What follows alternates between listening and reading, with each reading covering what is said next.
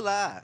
Sintam-se todos muito bem acolhidos. Eu sou o professor Tomás Caetano e hoje nós vamos falar sobre um dos eventos históricos mais emblemáticos do Brasil contemporâneo, a ditadura militar de 1964 a 1985. Vamos entender melhor? Bem, galera, inicialmente, ao nos referirmos sobre a ditadura militar brasileira, compreenderemos aqui que se trata de um evento histórico com fortes impactos na vida social e política em nosso país, no qual a democracia sofrerá um grave revés em sua existência política. A interpretação que produziremos na história da ditadura militar brasileira é que se trata de um evento histórico com fortes características autoritárias e de cunho conservador, cujo objetivo era esvaziar a oposição política brasileira e monopolizar a estrutura do poder político brasileiro. O contexto da Guerra Fria entre os Estados Unidos e a União Soviética conduzirá a nação brasileira para um cenário complexo, no qual serão intensificados os antagonismos internos na sociedade, já que muitos temiam que o então presidente da época, o João Goulart, que assumira o governo brasileiro após a renúncia de Jânio Quadros, se aliasse com o comunismo soviético ou chinês. Inclusive, pessoal, o mesmo já havia acabado de voltar da China poucos dias antes da sua posse. Tal preocupação se devia ao fato de Jango, que era assim como os brasileiros chamavam ele, anunciar as chamadas reformas de base, que eram reformas estruturais, que contemplavam, entre outras medidas, a reforma agrária, que consistia em promover a democratização da terra, a reforma educacional, que visava a valorização do magistério e do ensino público em todos os níveis, e a reforma eleitoral, consistia basicamente na extensão do direito de voto aos analfabetos e aos militares de baixa patente. Temos também uma reforma bancária, com o objetivo de ampliar o acesso ao crédito pelos produtores. Ou seja, se trata aqui, pessoal, de reformas com cunho social, certo? Voltados a um entendimento mais social da sociedade. Não estou falando em socialismo, certo? Porém, os seus opositores aproveitaram a oportunidade e incitariam, assim, um golpe de Estado, sob o argumento de estarem defendendo o país de um tal perigo vermelho. Em 31 de março de 1964, um golpe político-militar depõe o presidente João Goulart da presidência da República. Uma junta militar acaba promulgando o ato institucional número 1, suspendendo os direitos políticos de centenas de pessoas e estabelecendo eleições indiretas para a presidência da República. Ou seja, nós temos aqui o início, do regime militar. O general Castelo Branco acaba tomando posse como presidente do Brasil. Entre as características de seu governo, podemos apresentar: Castelo Branco era considerado um militar de tendência moderada e adotou uma política econômica anti-inflacionária. Só que essa política econômica causou desemprego e diminuição dos salários. Promulgou ainda o ato institucional número 4, obrigando o Congresso a discutir e aprovar uma nova Constituição com características autoritárias. Podemos assim dizer, pessoal, que os militares vão impor um governo baseado em uma forte centralização do poder político, fortalecendo o poder executivo, controlando a estrutura partidária e os sindicatos, além de estabelecer censura aos meios de comunicação e uma repressão brutal a quaisquer formas de oposição. Pessoal, em 1967, o Marechal Costa e Silva toma posse na presidência da República. Líderes da oposição organizam uma frente ampla contra o governo militar e o Congresso Nacional será fechado nesse período. Entre as características presentes em seu governo, podemos citar: fechou o Congresso Nacional, e editou o Ato Institucional número 5, que é considerado, pessoal, o mais severo de todo o regime. E ele também é muito lembrado em nosso mundo contemporâneo, certo? Então é bom a gente estar sempre atento. O avanço do processo de institucionalização da ditadura também tem efetividade com o governo Costa e Silva. Pessoal, a oposição ela passa a ser reprimida com violência, pois o ato institucional número 5 caracteriza, sim, o endurecimento do regime, agora abertamente e, por que não dizer, escancaradamente ditatorial.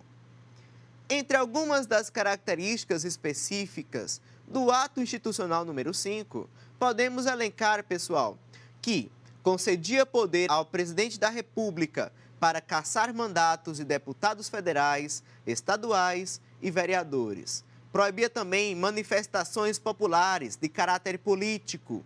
Suspendia o direito de habeas corpus em casos de crimes políticos, crimes contra a ordem econômica, segurança nacional e contra a economia popular.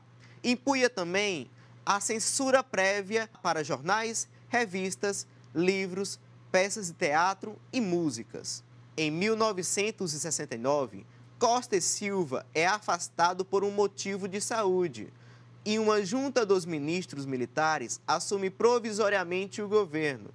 E a alta oficialidade das Forças Armadas acabam por escolher o general Médici para presidente, inaugurando assim uma nova fase da política ditatorial no Brasil. Entre alguns aspectos de seu governo, teremos durante os anos compreendidos entre 1968 e 1973, o período conhecido como milagre econômico ou milagre brasileiro, gerando o crescimento econômico do PIB a 12% ao ano. Porém, os trabalhadores amargaram o arroxo salarial e o crescimento econômico, pessoal, desenvolvia-se sem uma efetiva distribuição de sua renda.